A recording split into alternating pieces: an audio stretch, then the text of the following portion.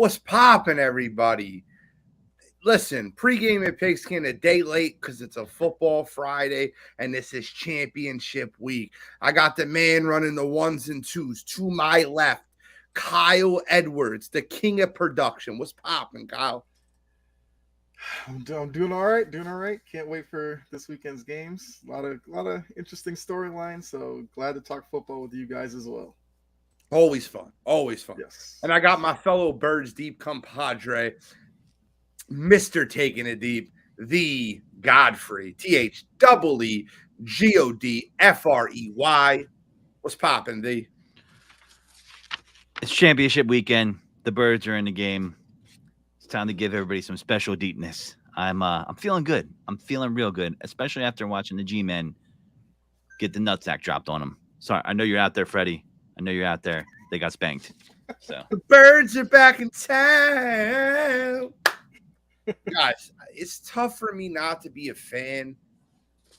It's tough for me not to be a fan in this situation. The Philadelphia Eagles are playing in the NFC Championship game versus the San Francisco 49ers. You got Joe Burr, Joe Cool, Joe Smooth playing against Patrick Mahomes in the AFC Championship with the Bengals versus the Chiefs.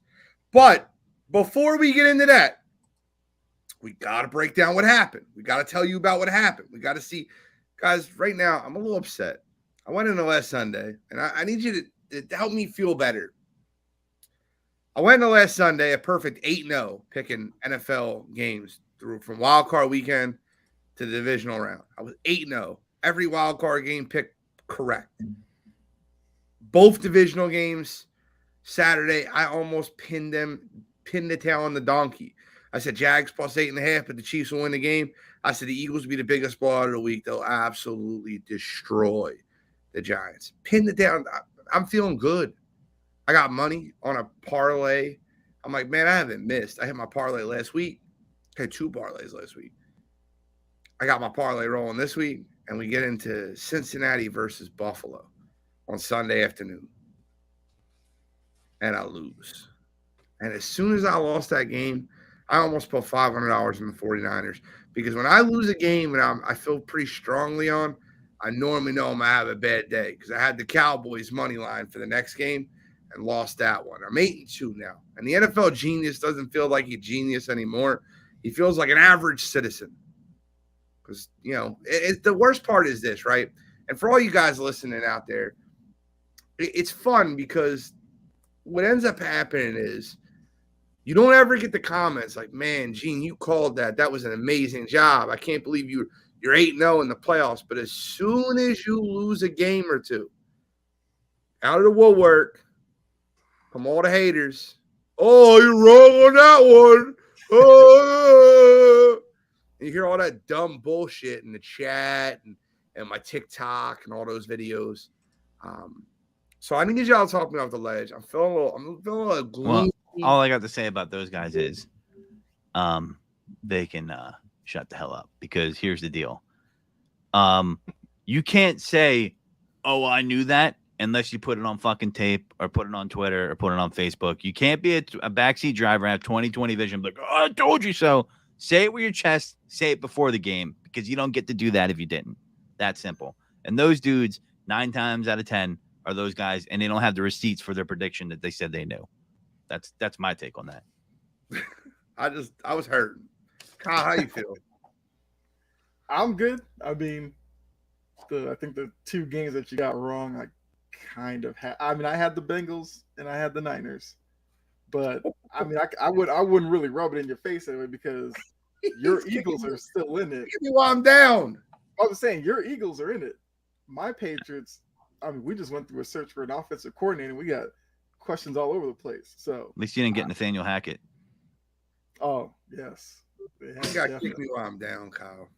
Let me extend an invitation to Jets fans. If you guys want to jump off the Jet wagon and you want to go to a different gangrene, we might be taking some applications. Let me know, because I would be looking to jump off the Williamsburg Bridge or walking the traffic into Queens Tunnel after Nathaniel Hackett's there, because you might want to bring Aaron Rodgers in.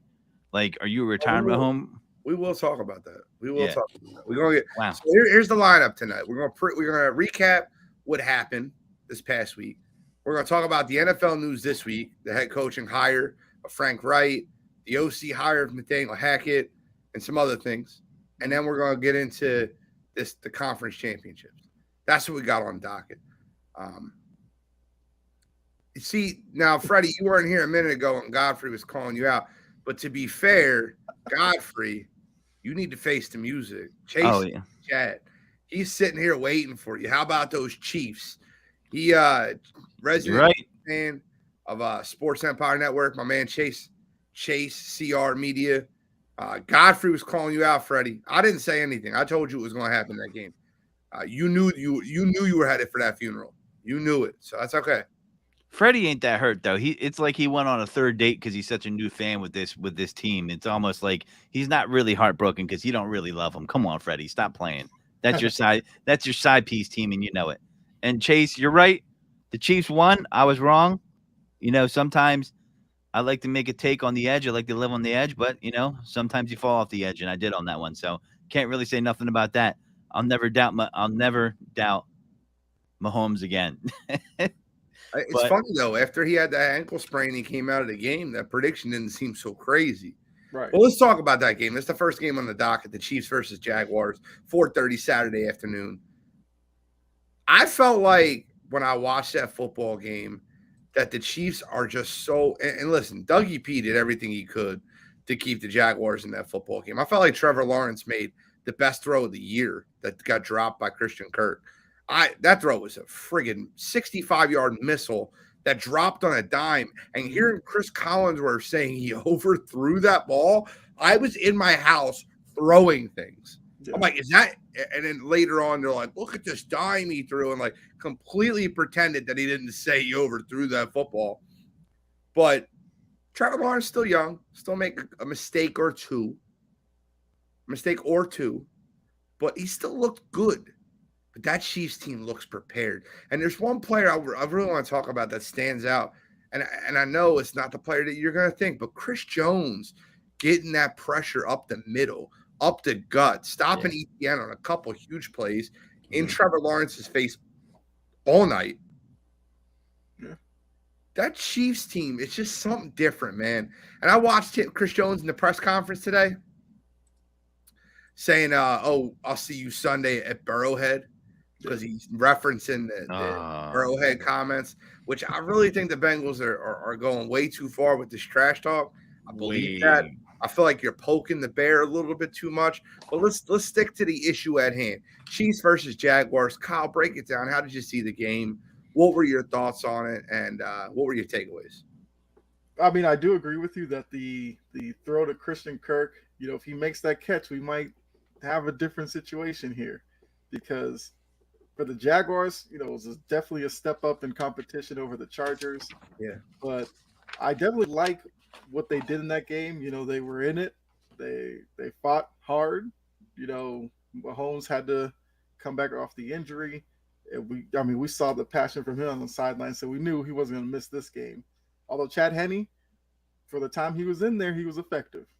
And, he's kind of made a habit of this with the Chiefs. When he's called upon in a playoff game, he finds a way to make it happen.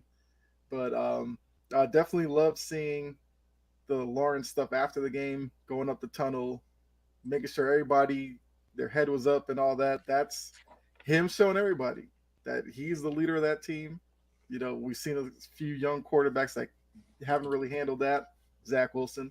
And, I feel like the Jaguars, it's something to build upon for next year. But for the Chiefs, it's just they just know how to win. That's all that game really came down to. The Jaguars are trying to build a winning culture. The Chiefs already have that. Yeah. And that's not to say the Jags can't get there. It's just that it just wasn't their time this year. I'm so glad you brought up the Chad Henne thing, because I really felt like that might have been the turning point in the game. I think the game was 10-7. Me too. And the Chiefs got pinned to their 2-yard line. Mm-hmm. And Andy Reid, man, I love me some Andy Reid. I do. Godfrey might have a different opinion on him. I don't know. I love him. I love Andy Reid. 1st and 10 from your own 2-yard line with your backup quarterback. Everyone in the world knew they were running the ball there. And he drops back and throws an 8-yard pass right across the middle of the field. It said all the confidence that he had in Chad Henne. And I thought it was Mahomes is begging to get back in that football game.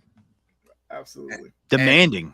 Andy Reid knew exactly what he was doing, had confidence in his guys, and came out there looking like a rose. Yeah. I loved it. Good. I love Andy Reid, but I just want a little side note on that. Eagles fans get too much flack for that. When Andy ever does well, everybody says, you ran Andy out of town. There's a big key difference what Andy does in KC versus what he did in Philly. Great in Philly. Turned the culture around, turned the team around. But he was a GM in Philly too. He's not in KC. And there's a big difference there. Working 20 hours at the office, sleeping at the office for 4 hours. He had too much on his plate. And when he left, he gave a goodbye talk. That doesn't happen to a coach that's not well respected by the city or the organization. They just kick you out the door. So everybody has a lot of love for Andy in Philly. And Andy's one of the best coaches of all time. He'll be a Hall of Famer, no doubt about that. The thing about the game that I noticed on the Jaguar side that I thought was kind of inexcusable, and I know he's really good, they did not seem to have a plan of attack for Travis Kelce. Now, I know Kelsey's going to get off no matter what, but you had to know that was going to be their meat and potatoes. And all year long, they were, I think, last in DVOA against the tight end or one before last, maybe 31.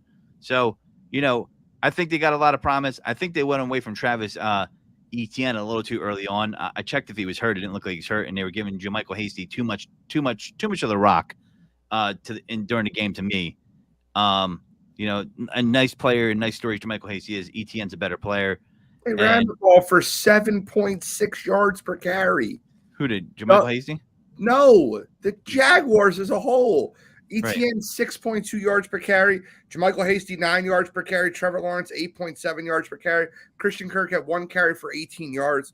And Jamal Agnew had 1 carry for 2 yards. I was throwing stuff. And this reminded me of Doug in Philadelphia.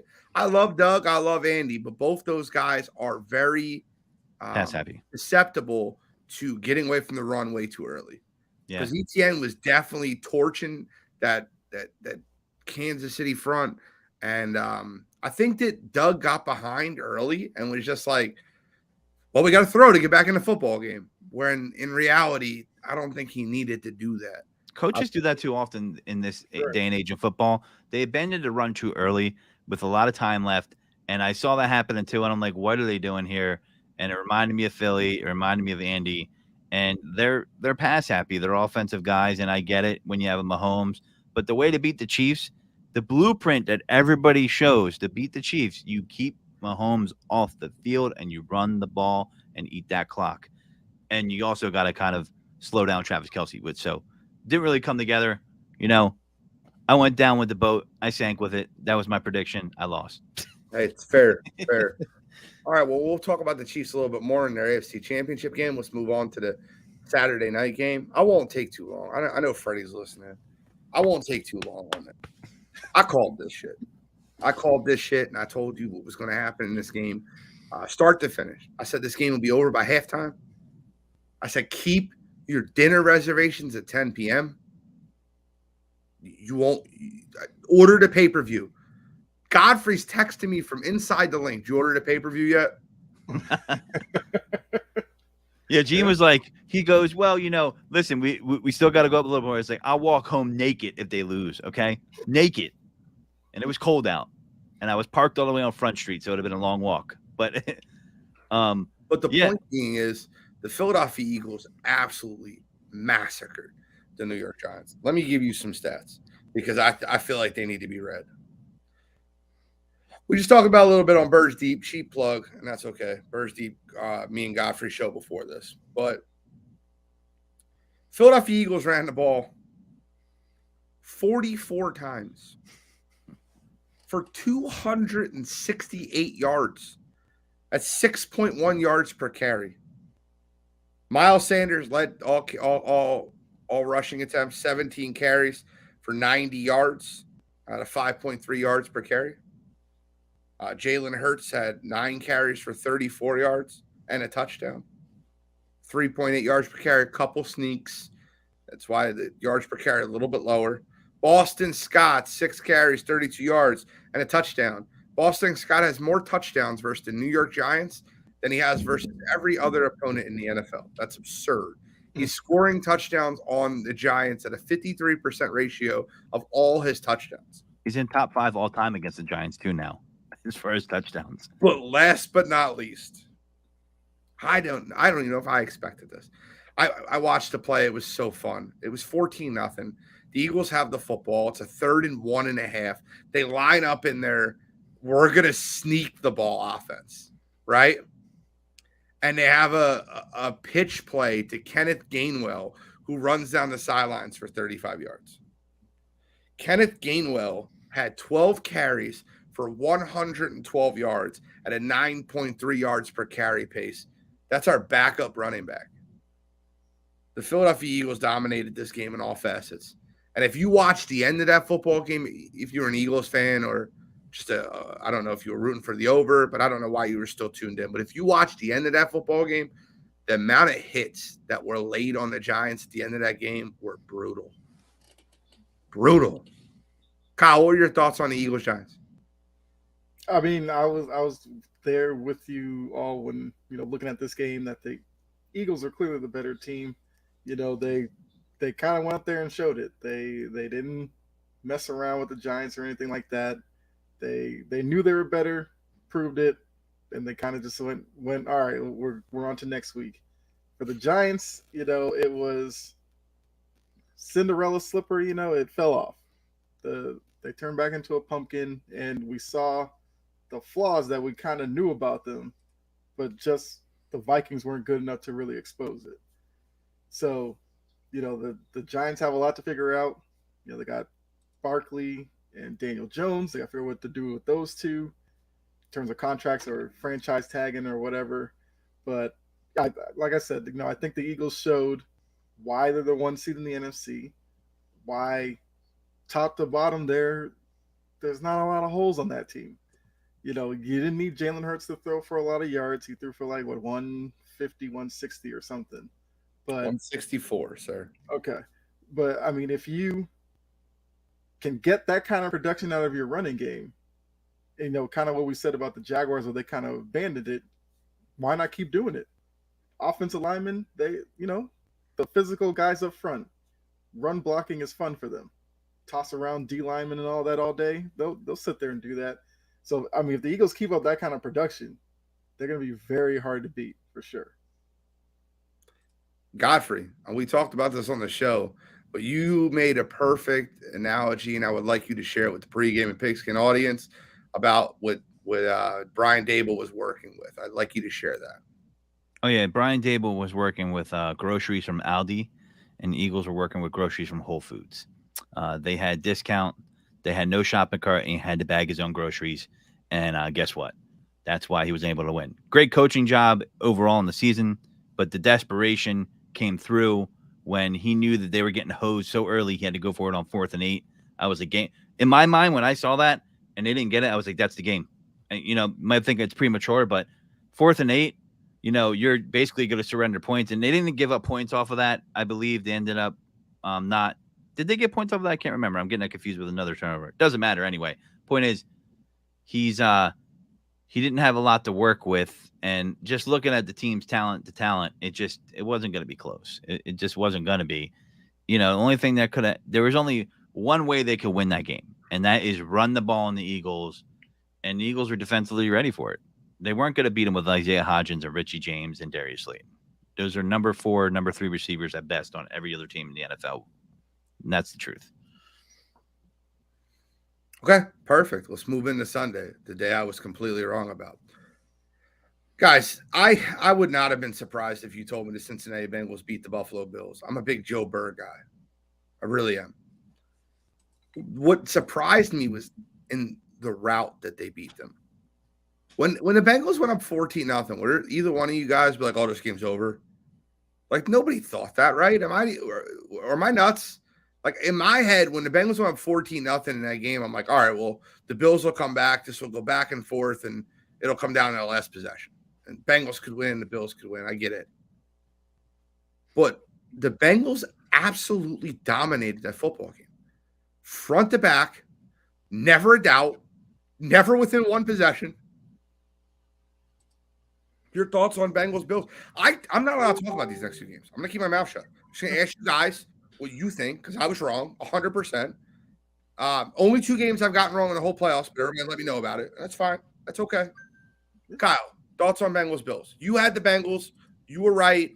I'll bow to you. Let me know. Well, for me, it's just the thing that, and this is kind of a trend we're seeing with Buffalo. They're a cold weather, inclement city, but they don't seem to play well in the elements. I don't know what it is. They should have plenty of practice in doing it. But Cincinnati came into that game knowing the conditions of the field was like, we're going to be the more physical team today. And they hit Buffalo in the mouth, and Buffalo couldn't handle it. I mean, we kind of been hearing after the game's over now, Diggs was unhappy. I guess stuff with Josh Allen, and now people are questioning Josh Allen in the playoffs or whatever.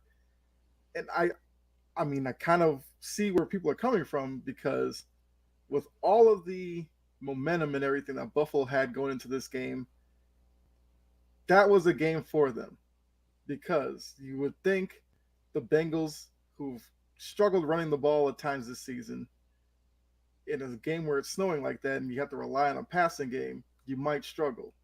They didn't really struggle at that either. No. They did whatever they wanted to, where Buffalo struggled to do anything that they wanted. So I feel like for a lot of people, they're realizing, one, Joe Burrow's that dude. Because if there's any quarterback that was going to go into Buffalo, especially with Damar Hamlin showing up and all that, the snow and all that, give me Joe Burrow in that situation. Because his mentality is like, okay, so it's kind of stacked against us. This is where I'm going to play my best. And that team follows him all the way.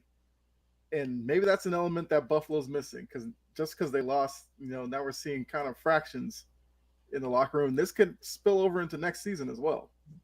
We'll have to see. Before Godfrey goes, I'm glad you brought up the Diggs thing because I really went off on him. Me and Kittrell got into a heated argument on Wire to Wire Wednesday night about this. And his argument is, when Tom Brady does it, it's never mentioned and we didn't talk about it and he's throwing tablets.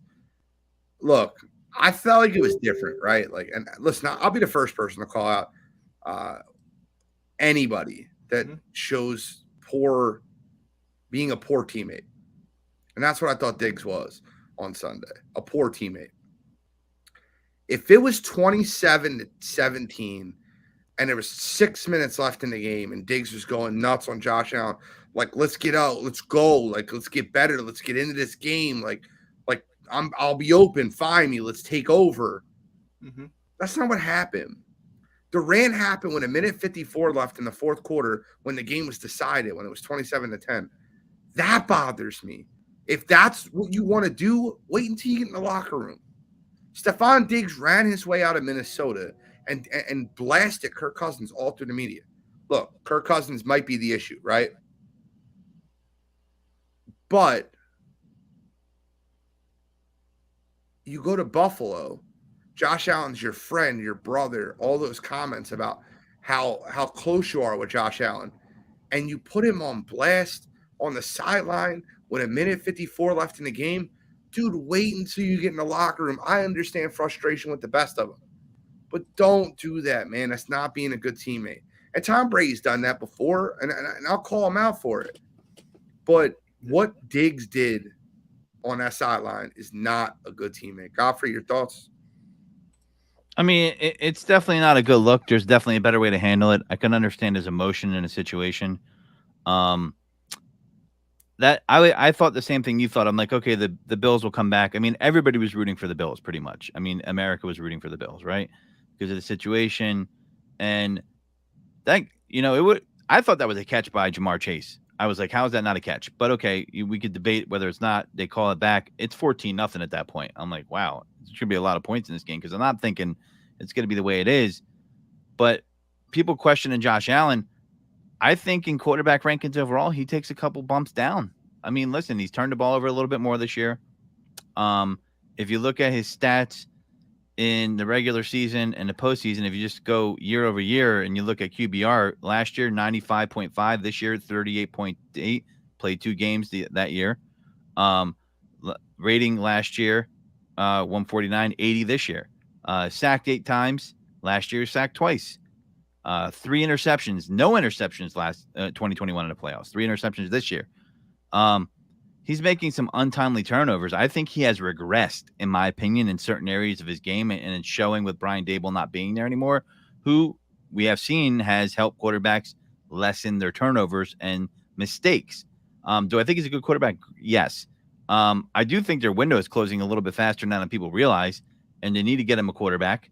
Not a quarterback, I'm sorry, a running back as well. I think James Cook is coming into his own. Not it, bro.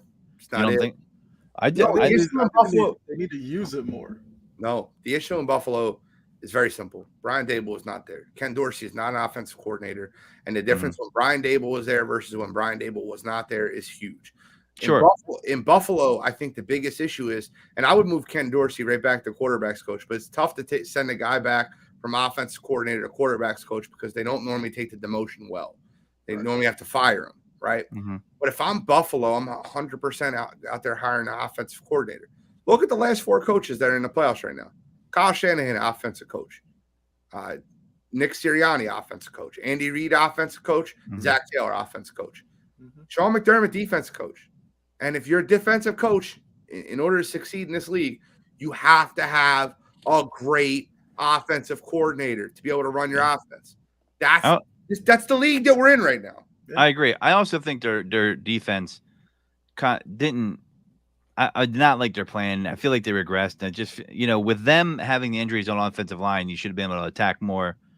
And I just didn't see any teeth from the Bills' defense either.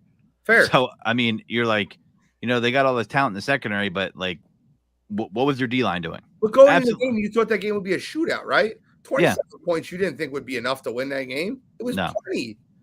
No. Like if I told you it was 30-27 Buffalo, you'd be like, okay, makes sense. Yep. But like 27 points, we could blame Buffalo's defense, and they stunk. Don't get it twisted. But Buffalo had every opportunity in the world to come back in that game. Scoring 10 points in the playoffs, that goes on the offense more than the defense, in my personal opinion. Yeah, no, and they weathered the storm, the Bengals defense as well. I mean, they tried to, he ran in that touchdown and then he got in their face. He was like, yeah, I ran it in. And, Josh Allen. And I was surprised by the outcome, but I wasn't surprised that Joe Burrow did that. I mean, listen, Joe Burrow, he just doesn't care. He's going to win a football game. He just doesn't care. All that stuff is not in his head. The situation with the previous Bills game, like he doesn't care. He's like, we're going to win. You know what I mean? And, he's being that dude. And, he was just locked in. I mean, for everything you heard about the offensive line really didn't seem to affect them at all. Yeah. I mean, they created lanes for Joe Mixon to run through. So the offensive line was great.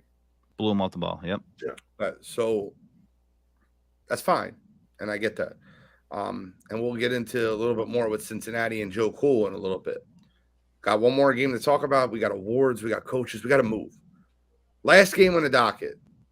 Rain Dakota. By the way, let me respond to Jeremy for a minute. Rain Dakota. I'm glad that you're 8-2, brother. I love that you're picks. I know you know the sport, and I know you know the game. But I don't tag you when you get something wrong. I don't go in the chat and tag you when you get something wrong. And that's fine. You can tag me all you want. I can take it. I'm a grown man. I'm no problem with it. But we got to turn the volume down, Godfrey. Come on. I got it. Don't kill me, man. I'm already hearing myself yelling at Jeremy. I'm just kidding. But listen, I don't tag you. But like I got tagged 4 times. Oh, he was wrong. Just put your picks out there. And I'll tag you when you're wrong. Not you, but everybody. It is what it is. That's my only issue is tag me when I'm right. Wow, Gene was right about this game. Like I never hear that shit ever. But long story short, I'm being a baby. Let's stop. Cowboys versus 49ers.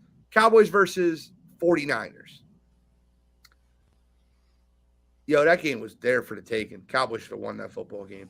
Rain Dakota turned into Rain Dakota again. Choked away the playoff game. You can't pay that man $45 million to throw 2 red zone interceptions. And should have been a third. That tip ball in the red zone should have been a third. Yeah. Oh, I can't with it. I can't. Y'all can break this game down because I would have much rather seen the Cowboys this week because I was waiting for a Cowboys collapse in Philadelphia because that 49ers team is legit. That defense is very good. And look, I told you before, I said my public apology Wednesday. I'll say it again. I apologize to Brock Purdy. Brock Purdy, you have my full apology. You have done exactly what you should do as Mr. Irrelevant. You went in there and proved that you were relevant. I'm not saying he's an elite passer. I never will. He's not an elite passer. He's not an elite passer to football. But what he does is he understands the game plan. He takes well to coaching, and he does not make turnover mistakes. Mm-hmm. He has it. Yeah. Guys, undefeated as a starter. Look, I've watched teams have backup quarterbacks go in there, and all of a sudden, they're tragic. Brock Purdy's the third-string quarterback, Mr. Irrelevant. And he has done everything to earn himself a contract and some money. And he's one game away from winning the starting job over in San Fran. I really believe that. Yeah. I agree. You know, I was on him doing well. I didn't think he would do this well. I thought they would be serviceable. I remember a game. I bet this game. It was the Raiders versus the 49ers, and Nick Mullins was the starter. I was like, there's no way. I was coming back from a plane on London, and I bet I was like, before I got on a plane, I'm like, Raiders got this game. Just Nick freaking Mullins. I get back, I'm like, what the? I'm like, how did they lose to Nick Mullins? Raiders were the Raiders. But my point is Kyle Shanahan gets his quarterbacks ready, and they draft so. But I do think that game was there for the taking despite that. And you can't throw interceptions in the red zone in the playoffs, you know. And Tony Pollard got hurt, you know. That's a shame. That took a little bit away from them. That's a shame for him. For he's a free agent. And ugly injury. That's a shame for him for that. Yeah, it was an ugly injury, you know. But listen, it goes to show, like, you can't get away with paying your quarterback a lot of money and a running back a lot of money, meaning Ezekiel Elliott. You know, he's going to have to restructure his contract. And, you know, that's kind of where it comes in. Like I've always said about Dak Prescott, you know, when he gets behind and he has to become more of a passer, that is his weakness. And it shows every single time. I mean, and he was his own undoing. I mean, he has weapons. Like, there should be no more excuses for Dak. Zero. He gets the Yankees bump, as I call it, because he's a Cowboy and they're a popular team. But listen, he's got CeeDee Lamb. Dalton Schultz is a good tight end. You got serviceable running backs. You know, you have a good O-line, not as good as he has been in recent years, but you got Zach Martin. Like, you got weapons around you, and you got a good O-line. You should be able to muster more than 12 points. I mean, if the 49ers come to Philadelphia and only get 19 points via Robbie Gould, they ain't winning that game. I'm telling you right now, they're not going to win like that. And they shouldn't have won that game with the way where Dallas got on the field, you know. And it just speaks to, like, I barely think Dak is in the top 15 anymore. I really don't. I mean, I can make that argument. I agree with you. I can make that argument 100%. Yeah, I'm taking Jared Goff over him this year. Jared Goff. Tell me I'm Jeremy crazy. Loves that. Jeremy's so happy. He's clapping right now. But I'm just saying. I mean, you know, listen. You want to talk about responding well to coaching, right? Does Dak respond well to coaching? No, doesn't look like it, because these habits are year after year. And the tough part about his game is, unfortunately, with that gruesome ankle injury he had, you know, I related a little bit to Carson Wentz. He has lost the step. His mobility is there, but it's not as good. And that in a professional sports environment, especially football, losing half a step can be all the difference in your game, especially the quarterback position. Kyle, your thoughts on the 49ers versus Cowboys game? Yeah, absolutely. I liked the 49ers only because I just couldn't trust this Cowboys team. And like you said, the red zone turnovers killed them for sure. And, you know, looking at between the 20s, they could move the ball a little bit. But once the field shrunk, Dak made questionable decisions. I mean, like I said, 2 interceptions, could have been 3, 4. I mean, throw a number out there. Like, Dak was late on throws. I don't know what's going on with that offense. You know, I felt like the Dak contract's going to kill them. The Zeke one, I never liked. Pollard's been better than him for 2-3 years now. Yep. but they still have to run him out there because of the contract and because they have to prove that Zeke is still this beast or whatever. But Zeke looks slower. Dak lost a step, like you said, Godfrey, because of that injury. But I mean, I don't understand where you can look at this Cowboys team and feel optimistic going forward. Every year the schedule will come out. Cowboys fans will go, oh, we're 11, 12 wins. This is our Super Bowl year.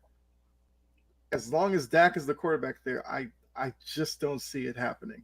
I'll go one more. As long as Jerry Jones is the owner and actively participating in the team, they will never win. This guy gives post-game interviews as an owner. He talks to the kicker. This guy needs to take his ass in the owner's box and let football people do football.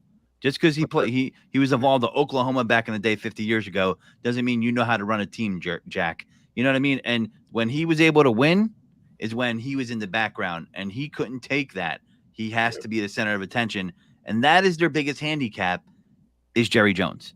I don't care if they're the best quarterback in the league. This dude makes bad decisions, and one of them is one you're pointing to. Listen, you drafted Tony Pollard.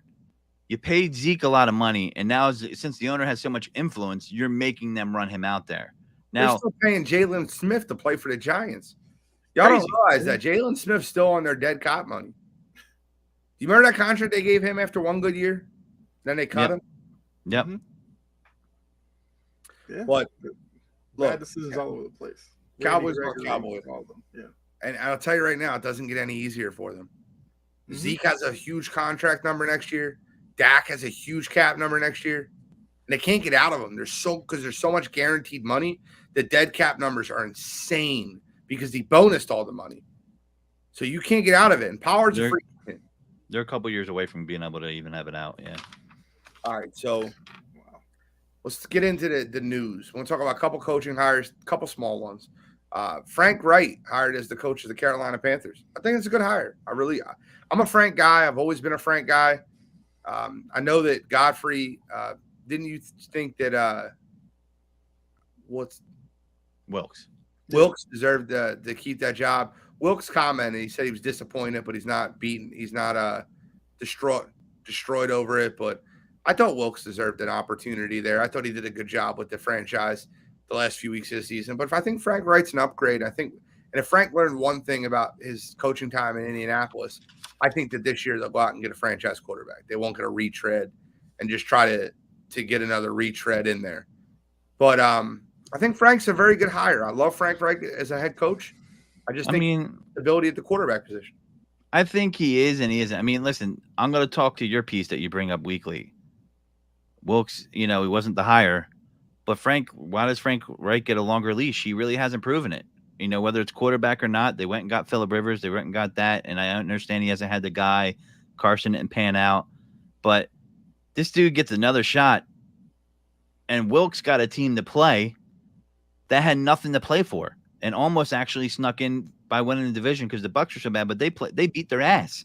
They ran the ball down their throat. He got that team to get up with almost zero talent on the offensive side of the ball in the quarterback position. I mean, he's running Deontay Foreman out there.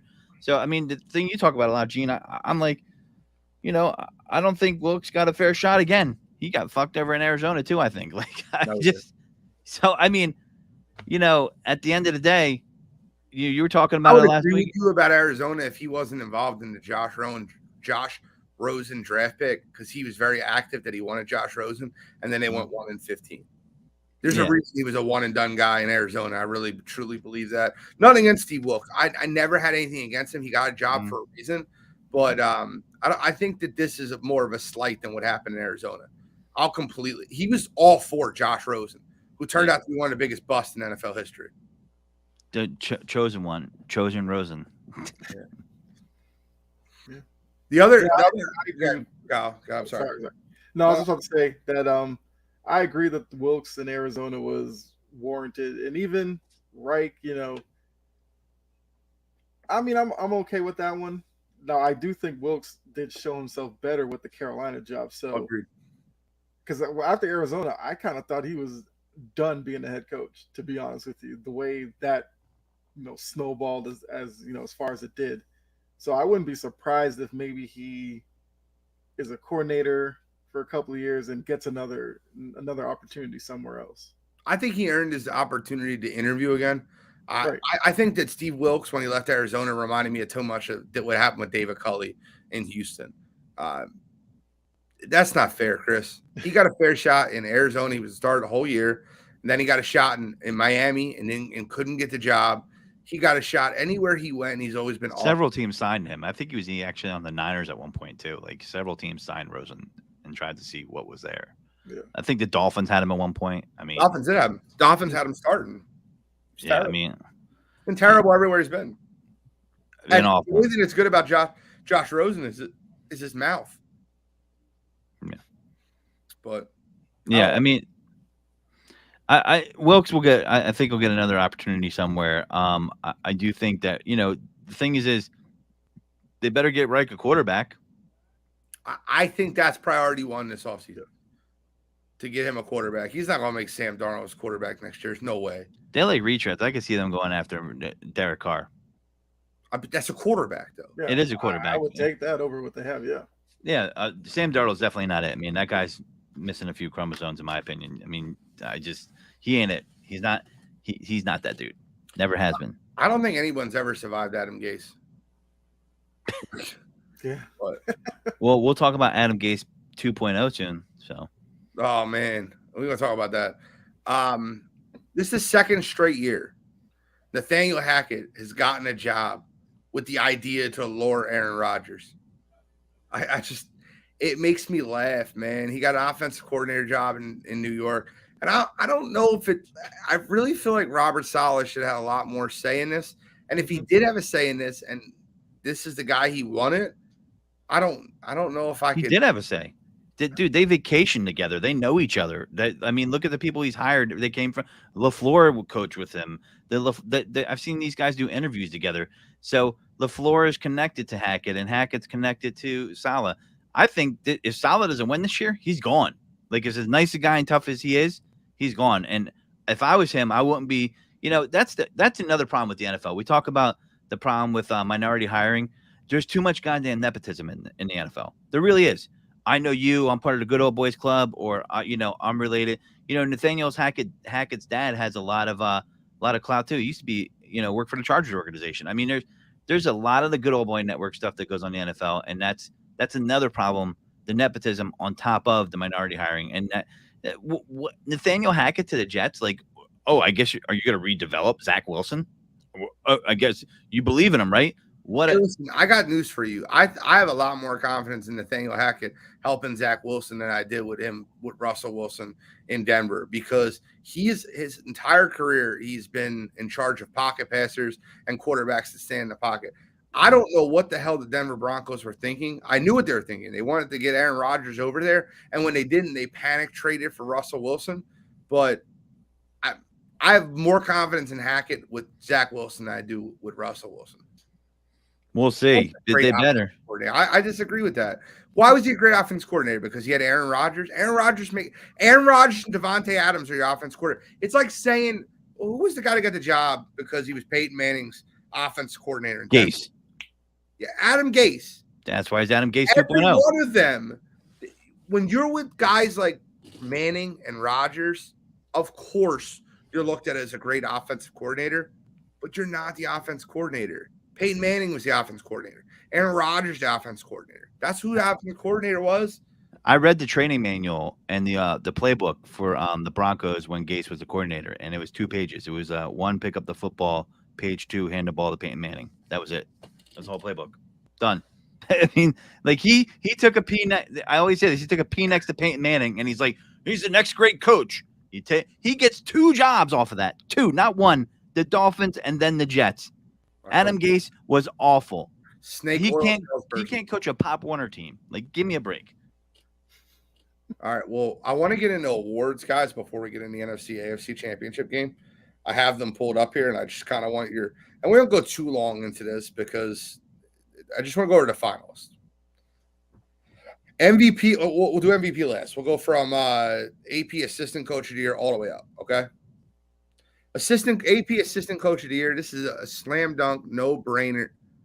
No brainer. What do you mean, Jim Caldwell? Stop it. Stop it, Jeremy. Stop it. Jim Caldwell was a good coach.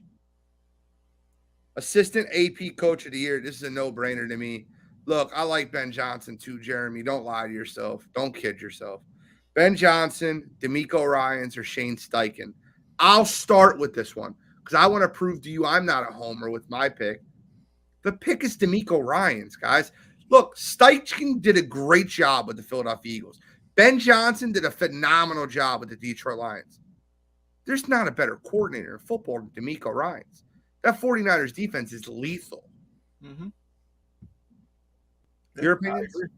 I agree. I like Ryans for that one too. I like Ryans for that. Steichen I could see as the second because of the ascension of Jalen Hurts. But, I mean, Ryans he's going to be the next coach of the Texans. I mean, no, he's not. Why are you saying that? That's what the reports that are coming out, man. $100. They also said he's like a leading candidate for Denver, which I would love to see him with that Denver defense. Bro, D'Amico Ryans is not going to Houston Texans. He did play there. He started his career there. Yeah, I threw that out a few weeks ago, but yeah, like Gene said, the way that the Texans have operated the past couple of years, I'd find it hard for him to be there. I think that's he had his pick of the litter. He's the best coordinator in football. Yeah. I don't know, man. We'll see. Who's your pick? Your pick's D'Amico too?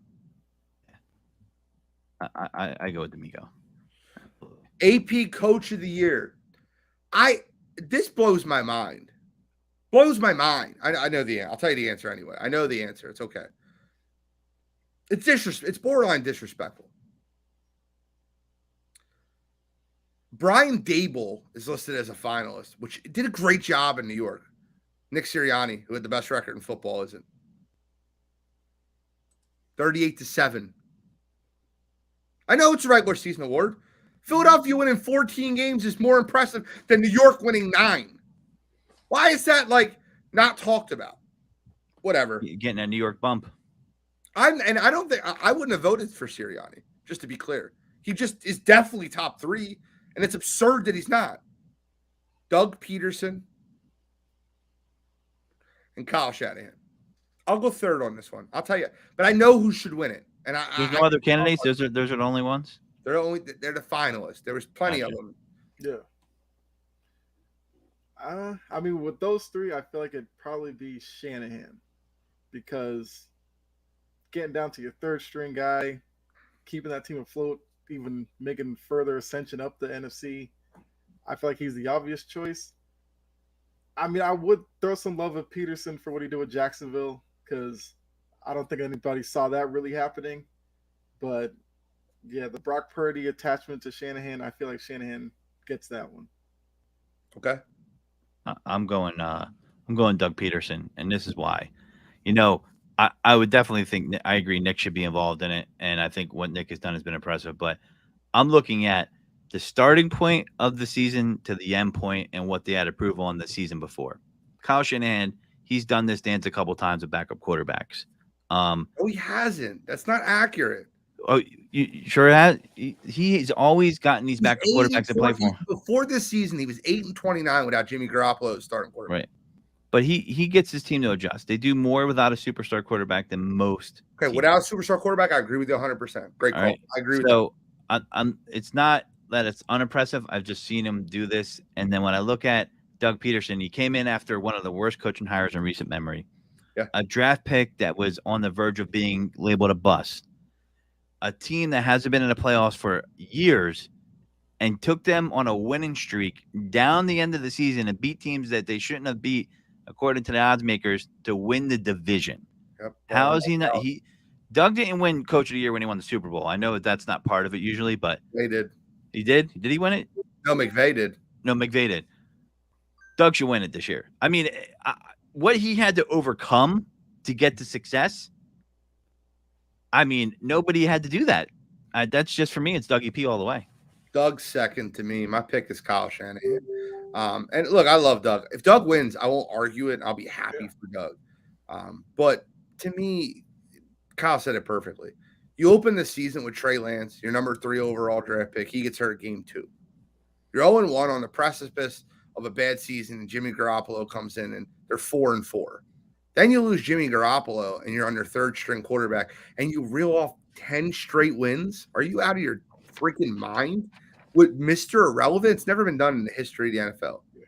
I got Kyle Shanahan wins that award for me. We don't have too many times to argue these, so let's just start giving picks and like a little small snippet. And that's partially me. That's on me. But we got breakdown after this, so let's just move it a little bit quicker. AP Comeback Player of the Year. The finalists are Geno Smith. They wrote me off. I didn't write back. Christian McCaffrey, who's had a great second half of the season, and Saquon Barkley, who carried the Giants team to the playoffs. Your thoughts? Godfrey, you go first in this one. We'll round table it the other way. So you said McCaffrey, Saquon, and Geno for AP Offensive Player of the Year. No, for Comeback Player of the Year. I'm gonna go Geno. I mean, listen, I don't know if it's sustainable, but I mean, he has achieved light years above what anybody thought that he can achieve, and he didn't give up. He didn't wash out of football. He kept playing. I'm going Geno Smith. I don't think Brandon Graham got snubbed, but I think he should have been in the discussion, Mike. But I get it. The other three, I just feel like had better seasons. Geno Smith took a team to the playoffs when everyone picked them to be the worst team in football.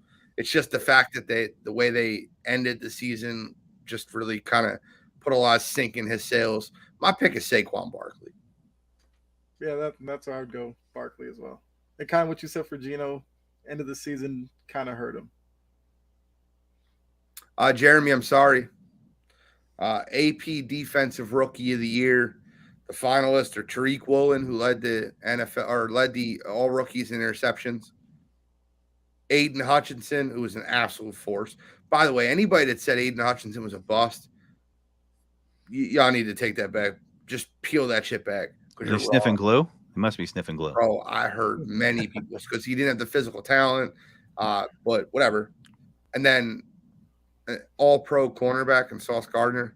Guys, I'll start this one. It's Sauce. Listen, any other year Aiden Hutchinson wins this award, but Sauce is the second best cornerback in football his rookie year. He's first team all-pro. Sauce Gardner. I agree. Yeah, I'm going Sauce too. Offensive Rookie of the Year. Garrett Wilson from the Jets is a heavy favorite to win this award. Kenneth Walker is second, and Brock Purdy is third. Look, Purdy, quarterback position, always gets talked about, right? Mm-hmm. But Purdy played 7 games, 6 or 6.5. I'm not going with Purdy here. Nothing against him. I'm going to go Kenneth Walker, who I think should win the award. I'm not guessing who's going to win the award. It's very obvious Garrett Wilson's going to win the award. He's a minus 1,100. I don't agree with that. He did do it with no quarterback, though. But I'm going Kenneth Walker. I think he did a great job with that Seattle Seahawks team. Yeah, I kind of would say the same thing. Wilson probably wins it, but I would agree with that. Kenneth Walker should get it. He was a big part of that Seahawks team that flirted with the playoffs. And, yeah, I'd like Kenneth Walker. No way in hell I'm going Purdy. I'm going Kenneth Walker. That's ridiculous to me. I'm sorry. I mean, listen, it's a great run, but, you know, Kenneth Walker. I mean, he helped. He's half the reason that the Seahawks made the playoffs, man. He came in on fire. I'm tagging Chase right now. I'm hoping he's in the chat because I really want to talk a little shit in a minute. No, I can't tell. Is that all the awards? No, we got 3 more. Offensive Player of the Year, and I want to preface this by saying, all right, so the nominees are Tyreek Hill, Jalen Hurts, Justin Jefferson, and Patrick Mahomes. They never give Offensive Player of the Year to a quarterback unless because the quarterback normally wins the MVP. Right. But I will say this, because I know who's going to win MVP, Offensive Player of the Year should be Jalen Hurts. It's not going to be Jalen Hurts. It's going to be Jettas, who, once again, deserves it. Jettas wins that award. But if you're going to give Mahomes MVP, which I disagree with, my pick for Offensive Player of the Year would be Jalen Hurts. But for the sake of my picks, giving my votes, I'm going Justin Jefferson here. Yeah, I like Jefferson as well. He had a really great season. End of it was a little bit shaky, I guess. But yeah, I think you have to reward him with some award. I mean, it's cool that he was in the MVP conversation, but this is the one that he should get to kind of validate his season. Yeah, I feel like Jalen Hurts getting this award is like the pseudo runner up award or something like that. But Jet has had a great season, and you know their point differential doesn't get overcome without Jefferson. There's just no way in hell. Adam Thielen's dust. He's out there stealing money. And Justin Jefferson and KJ Osborne are those two guys, and Jefferson he carried that team at certain points. So I finally tagged Chase because this is the one I wanted to get into. AP Defensive Player of the Year. Nothing against Chris Jones. It's an absolute travesty that Hassan Reddick is not in that place where Chris Jones is. It's a travesty. It's a travesty. Yeah. The nominees are Micah Parsons, Chris Jones, and my pick, Nick Bosa. I picked Nick Bosa before the season started also. Have it on record, and I think Nick Bosa wins the award. I think he's had the most pressures on a quarterback this year. He's best player on the best defense in football this year.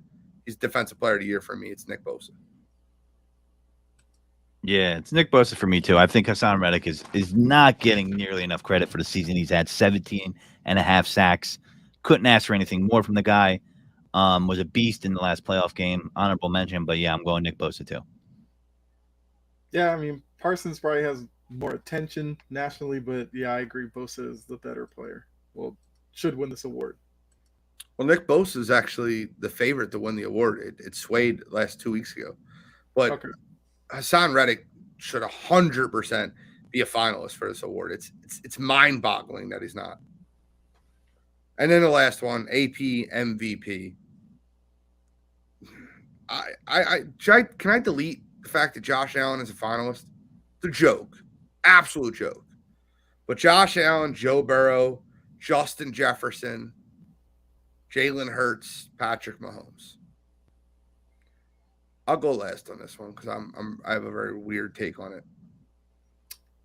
We all know why Allen's a part of this group because I kind of said this before the season. I think the NFL really wanted Allen to be that MVP because they want to build him up with Mahomes and Burrow or whatever. But I think Burrow's kind of taking over that spot as the number 2 guy, clearly behind Mahomes. Agreed. I mean, I kind of would like to see Burrow get it because I'm that big of a Burrow guy. But I think we all know it's going to Mahomes. This has been built up for Mahomes from Tyreek Hill being gone and people questioning whether the Chiefs were any good. All they did was become the number 1 seed in the AFC. So, yeah, give me Mahomes. All right, so going to look like a homer wearing my Eagles green, but I'm going Hurts. Here's the thing, man.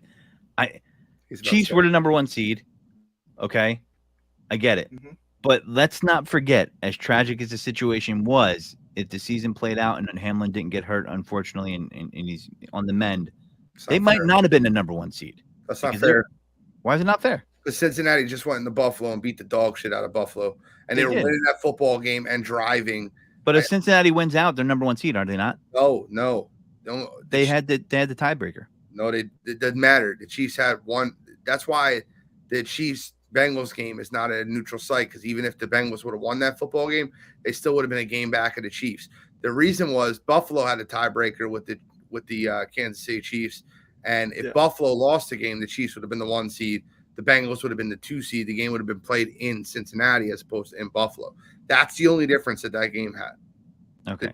I can't keep up with this Scrabble. So, but listen, all right. I'm still going Hurts. Just an immense improvement year over year. Won the most games. Team's number 1 seed in their position, and you might see Mahomes and Hurts playing each other in the Super Bowl possibly. So, I mean, I just think, listen, Mahomes is going to win a lot of MVPs. He's already won MVPs. If he deserves it, he deserves it. But I just feel like it's the lazy pick. If I'm the AP sports writers, it's a layup. It's like, oh yeah, it's Mahomes. Cool. It feels the same way when Brady would get it a lot of times. And, it wasn't a season where Mahomes was off the charts much better than everybody else. That's just how I feel about it. But hey, I would go Hurts. Mahomes is probably going to win the award, and Yeah.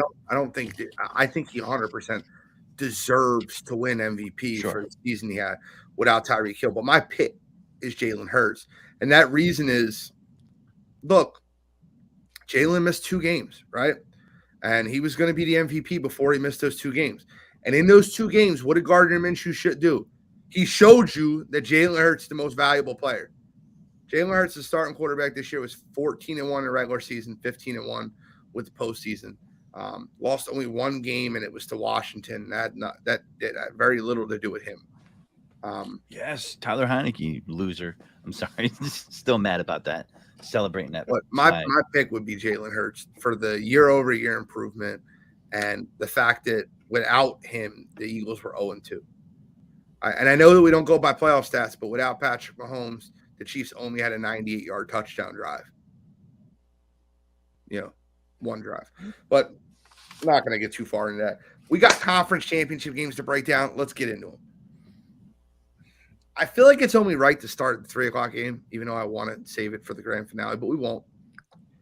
The Eagles play the San Francisco 49ers in Philadelphia. It's only fair to let the guest, and I know he's not a guest on the show, but the guest of the game, go first on this one.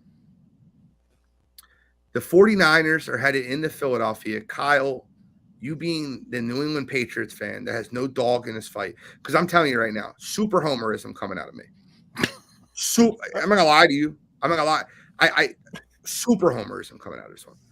I would love to hear your opinion on this football game, to hear how you break it down and what you think happens. All right, so I mean, I've kind of have been on record of picking the Niners in the Super Bowl, so Yes, at least sir. to get there, not necessarily to win it. I'm not going to back off of that now. Now, I do think Philly is going to be the toughest game that they've had, obviously, so far, because Philly, with their ability to run the ball, as well as Hurts factoring in not only with the passing game but in the running game, makes him a tough guy to defend, and that's where guys like Bosa is going to be important, because when they run that RPO, Bosa crashes down too narrowly or too much. Hurts can pull the ball back, run on the backside, get unnecessary yards in terms of what the Niners want to give up. So that's going to be a key in all this. Bosa's discipline, as well as the rest of the defensive line when they do go RPO. I mean, I just think that's something with this defense. It's just going to be able to keep the Niners in the game. It'll just come down to Purdy. I feel like there's been plenty of reasons to question Brock Purdy so far. He's answered every one of them. He may throw a touchdown, he may not. But what San Francisco cares about is he doesn't throw interceptions. Because if he doesn't throw interceptions, that just means you're relying on Deebo Samuel. You're relying on Brandon Ayuk. You're relying on Christian McCaffrey, George Kittle. And those are guys that in situations like this, you're fine going into battle with, as long as the quarterback doesn't get too far outside of himself. So, the Eagles have a good defensive line. They got a great secondary. And who knows, maybe their secondary is the secondary that finally locks up the Niners and makes Brock Purdy look like Mr. Irrelevant. I think there's something going on with this Niners team. They find another way to pull this off. I see it probably like a field goal type of game in terms of the spread. I think the Niners probably get it done. I'm going to go like 23-20. Because I think, like I said, the Niners defense will make it tough on the Eagles offense as well. But I think it's going to be a really great game, though, for sure. Godfrey. I think it's going to be a great game, but and Niners fans have been saying this themselves. So you go to NinersNation.com. 4 of their losses were against running quarterbacks. The RPO is going to give them trouble. And I think enough to create a separation in a game where the Eagles can win. I'll just give you a quick game. The Falcons beat them this year. You probably think I was crazy if I told you that. And, as good as their run defense is, they ran on them for about 170 yards. Marcus Mariota was 13 of 14 with 2 touchdowns. What does that tell me? It tells me that they over pursue sometimes. They're aggressive. They like to run blitz, right? Which is good. Where they're really good at it. They run blitz more than they blitz on the pass, and that's a unique thing about D'Amico Ryan's defense. But if you can keep Nick Bosa at bay for just a little bit longer, I could totally see Jalen Hurts rolling out and torching the corners on the outside and taking advantage of that, and even taking advantage of the blitz with A.J. Brown with a slant. I could totally see A.J. Brown taking a slant to the house, or Dallas Goedert over the middle.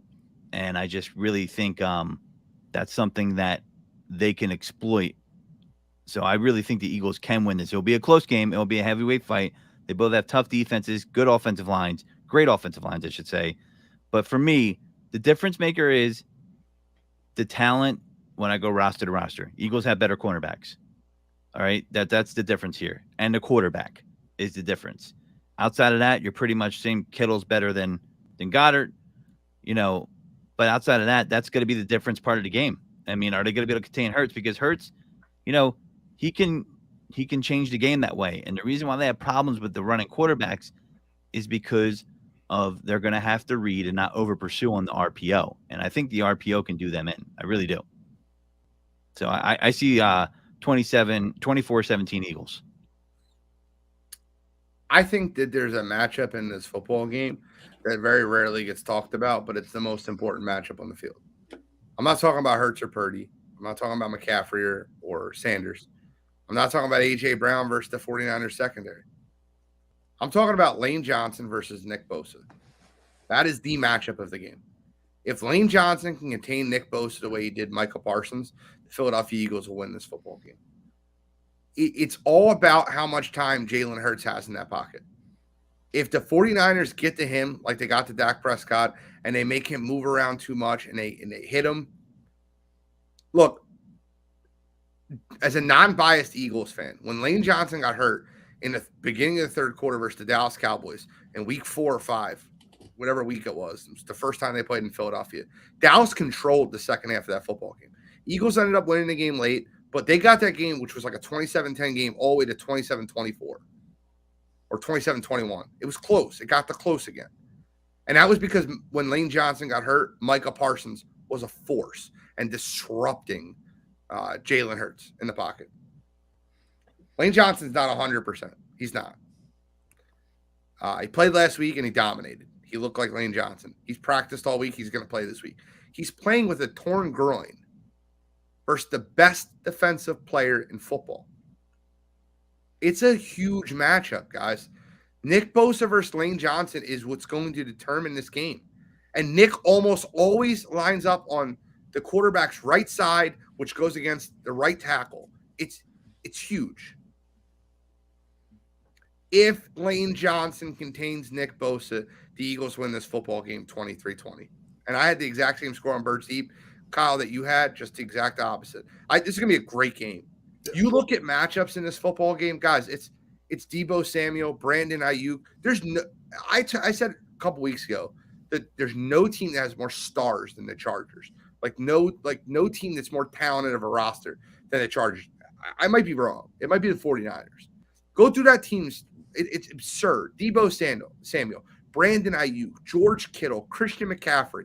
They got a stud offensive line with the best left tackle in football, and Trent Williams. Go to the defensive side of the ball. You got Nick Bosa, Hufanga, who's had an absolute Troy Polamalu's protege, who's had a phenomenal year at safety. Fred Warner, Solomon Thomas. That team is loaded. Yeah, Fred Warner's a beast. Yeah. I truly believe that Lane Johnson will game this game and control Nick Bosa, and the Philadelphia Eagles will win this game. I got news for you. If I change the score just a tad to make it – look, I look at Vegas constantly, and I always look at a way where Vegas is going to win because Vegas always wins. 70% of the money is on the Philadelphia Eagles. But what I looked at today, and I really found interesting, was that 58% of the money line bets are on the 49ers. So if you're betting the 49ers, you're betting the money line. If you're betting the Eagles, you're laying the 2.5. Where Vegas wins the most, let's change it around. 23-21. Eagles win by 2. Vegas wins. Eagles go to Super Bowl. I don't care how it gets done. I don't care if it's 23-22. I don't care if it's 9-8. Philadelphia goes to the Super Bowl. And guys, don't lie to yourself. You would much rather cover a Super Bowl where you're talking about Jalen Hurts, Darius Slay, and the Eagles versus Burrow or Mahomes than Brock Purdy versus Mahomes. You don't want to cover that. Don't lie to yourself. It's a more compelling story. Brock Purdy, sugar-free ice cream. That's all he is. We got to move on, guys. We got to move on. We got one more game to get into before we wrap up the show. And it's a heavyweight matchup, man. It's the best 2 quarterbacks in football. This is what you pay admission for. Yeah. It's Patrick Mahomes versus Joe Burrow. Joe Burrow is now 3-0 against Patrick Mahomes. Twice in Cincinnati, and then last year in Arrowhead, or as the Bengals like to call it, Burrowhead. Mike Hilton, baby. Mike Hilton. It's a dumb comment. It's a really stupid comment. Chris Jones said it in his press conference today. I promise you that's bulletin board material for the Chiefs. I will start with this one because I went last on the Eagles game. You're not going to find a bigger Joe Burrow fan in this league than me.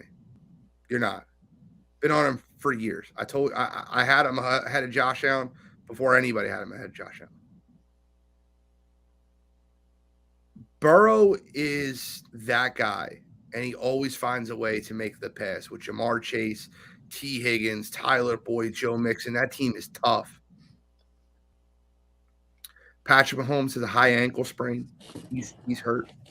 But I want to bring you back to last year's AFC Championship game in Arrowhead. The Chiefs jumped on the Bengals 21-3. And they were about to go up 28-3. And they made a real big mistake right before the half. Threw a swing pass. The guy got tackled in bounds. No points. You guys remember that play? Yeah. Mm-hmm. Yep. The Chiefs were the better team, but the momentum went to the Bengals in the second half and ended up winning that football game. And Cincinnati has talked so much. I'm tired of hearing it. I love Burrow. I love Chase. But, man, Eli Apple need to have his Twitter taken away from him. Yeah. He's been in the league for 7 years and played on 4 teams. He gets burnt all the time, too. Yeah, exactly. All the time. And he's on Twitter talking. They should call him Eli Apple Crisp because he gets burnt. Listen, maybe it's because I'm tired of hearing Eli Apple talk. Maybe it's because I have a feeling that Big Red has been waiting for this game for a while. Or maybe it's because I feel like Patrick Mahomes just isn't as injured as he appears to be. Oh, he's definitely not. No.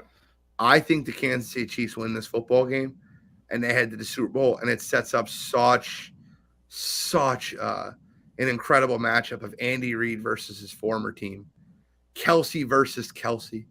It's the matchup we want to cover.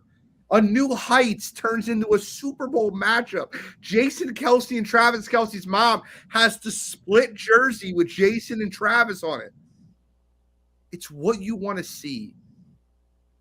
I'll go Chiefs 30, Bengals 27 in a classic at Arrowhead. Yeah.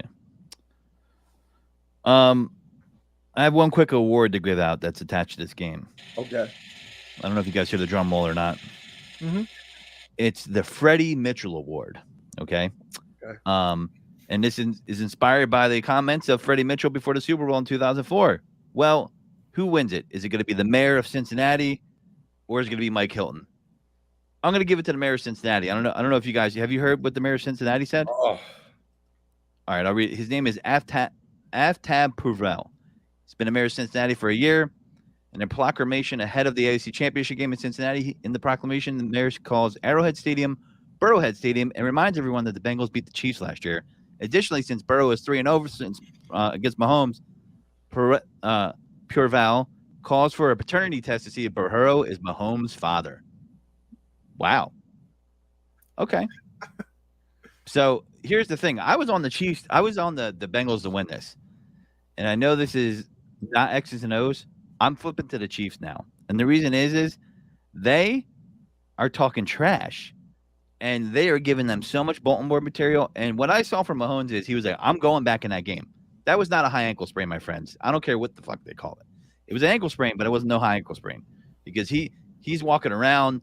He's participating in full. If that was a real high ankle sprain, that wouldn't have been happening. There'd have been a walking boot on, all that stuff. But he was still hurt nonetheless.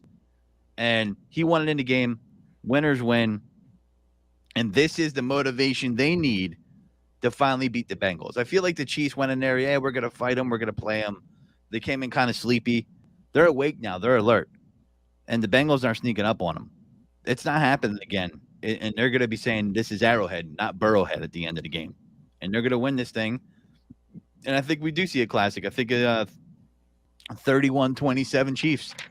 I was 2 days ago, I was different, but I just really think they're playing with fate. And, we all see things going a certain way. And I think it's going to be an Eagles-Chiefs Super Bowl. And I'm with Gene on that. And I think the Bengals are going to come up short because one stat that people don't realize about the Chiefs defense is they did lead the league in QB pressures. And they're missing 2 offensive linemen. They got away with it last week. It's not going to happen this week. And I don't see them doing it. So 31-27 Chiefs. Once again, I made the Bengals pick a few weeks ago, so I'm sticking with it. I think what you said, Godfrey, about that offensive line, I had worries about that against Buffalo, and they look like probably the best offensive line they've had all year. Agreed. So I'm expecting that to continue this week. And I also believe the whole stuff about, Cincinnati talking trash. I kind of think that's just what they are right now. And I feel like Burrow loves it because I think he wants Kansas City to be hostile as they can be, because that's just where Burrow's going to shine. He's going to want to go in there, prove to Kansas City, I can go 4-0 against you guys. Yeah, there's no problem. And I don't know. Cincinnati's kind of like what I said with San Francisco. There's just something about this team. There's something about Burrow. I just like Burrow way too much in this matchup. Now, is Kansas City going to be tough? Yes, I agree. The high ankle sprain stuff. I mean, didn't Mahomes have a press conference? He kind of stepped down and walked to the back with no limp or anything. So I think the high ankle sprain stuff is out the window. But I do think the key for Cincinnati in this one will be the offensive line has to play like they did last week, because we know Chris Jones and those guys can't get pressure on Burrow. And because of that offensive line, I keep saying this with Cincinnati, Joe Mixon is the key for them. If Mixon gets it going, their offense is not necessarily unstoppable, but they're pretty close. If you can stop Mixon, then you're just worrying about, double chase, make sure Higgins and Boyd are tightly covered. But if Mixon's finding openings, it makes it that much harder, because then you got to figure out, when do we play the run? What if we get caught in play action? He could swing it out to Mixon out of the backfield, and then you're in trouble as well. So I'm looking for Mixon to have a good game. And then one last point defensively, you got to look at Hendrickson, Hubbard, those guys. If Mahomes is feeling a little uncomfortable on the ankle, got to get him to move off his spot. If he's spending all day dropping back 3-5 step, planting that foot and just throwing it, Bengals are in trouble. Get to him, then they'll have a chance. But I have Cincinnati in this one. I think it's a 3-point spread again. I'd go a little different than Eugene, like 29-26 type of game. Cincinnati. Mahomes could throw a touchdown like on one leg riding a unicycle, though. Like, that's how unique his arm is. Like, I just, even it hurt. I'm just like, okay, I know it takes a little bit away, but I was thinking that was going to happen more so when the injury first happened. I mean, I felt like, in a sense, the commentary almost sounded like WWE. Yeah. Oh, it's going to blow up. The ankle looks so bad. Oh, it's amazing how he's like, come on, man. Romo needs to stop eating when he's on the broadcast too. I'm getting tired of that shit. So just a little update before we wrap up. Jonah Williams, the left tackle for the Cincinnati Bengals, has been officially ruled out. Alex Kappa, the right guard for Cincinnati Bengals, has been officially ruled out. You know, Lyle Collins is on IR. He's done for the season. And then Ben Brown, their original starting center at the beginning of the season, is on IR also. So the Bengals will be playing with 4/5 of their O-line being backups versus George Karlaftis, Frank Clark, Chris Jones. I just think it's too much. Game temperature in Kansas City to start the game is 50. By the time it ends, it'll be 18. I don't know who that benefits because both of them are used to playing in it, and they both have gunslinger arms and mentalities. I think the shit talk is real, and I can't wait to watch the games. I will be tuned in on my couch for 7 hours of football. Listen, I got a surprise hero for this game, and people are overlooking it. I got one too, bro. Go ahead. Isaiah Pacheco. They're going to run the shit out of the ball. I'm telling you, they're going to run the shit out of the ball. If they run the shit, they win. They win this game, and they can do it with this offensive line. And they're going to be throwing the ball to Jarrett McKinnon like they've been doing all year out of the backfield. But Isaiah Pacheco has been coming along, getting better every game, whether it's to seal the game or win the game. I see them running the ball, especially with, it's not a high ankle sprain, but Mahomes being hurt. I'm telling you, Andy's going to run that ball. They're not going to expect it. Here's a little Chiefs talk that even Chase will be happy for me. Here's something that is very widely not talked about. I've heard all week that the Chiefs give up so much to the slot receivers all year about Tyler Boyd, and he's going to get off. He's their slot receiver. What a lot of people don't know is the Chiefs made a change the week 18, week 17, and the first round of playoffs. They moved L'Jarius Sneed to inside corner and moved Trent McDuffie to the outside. I think L'Jarius Sneed has a huge game here. I really believe it. That'll be the difference maker in the game. Maybe a huge pick or a big breakup on 4th down. My unsung hero for the game would be L'Jarius Sneed. Let's see Eagles Chiefs. And Kyle, listen, I know your prediction was Bengals 49ers, but can I ask you a question? Yeah. Super Bowl Sunday 2 weeks from now, would you rather be right or wrong about what you're watching? Would you rather watch Bengals 49ers or would you rather watch Eagles Chiefs? Seriously. Like, and that's about being right, but what game would you more likely want to tune in for? I mean, I could maybe split it down the middle and go Bengals Eagles. I get it. That's it for Pregaming Pigskin because I really have to use the bathroom, and I'll say that on air. That's okay. Real men peeing Gatorade bottles. I can't do that. And is any final comments, gentlemen? Javarius Ward was on the Chiefs last year, and he's a horrible cornerback, and now he'll be facing the Eagles. So just keep that guy's name in mind. He's going to be he'll win the Eli Apple Award. He's going to get burnt. So, Kyle? I mean, football's coming to an end. Cherish these last couple of weeks. I'm ready for 2 great games. That's all I got to say. Guys, USFL, XFL, I'm all over that shit. You guys aren't? Like, come on, man. That's football, bro. I'm on it. I'm telling you, I'm on it. Yeah, I'll be on it as well. Just, I mean, like hey, you said, I love football, it too. Man. Yeah. Houston Roughnecks is my squad.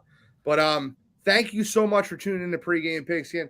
I appreciate all the listeners, all the commenters, especially you, Jeremy Ballrek. I appreciate you commenting in the comments every week. You the man. Thank you for tuning in.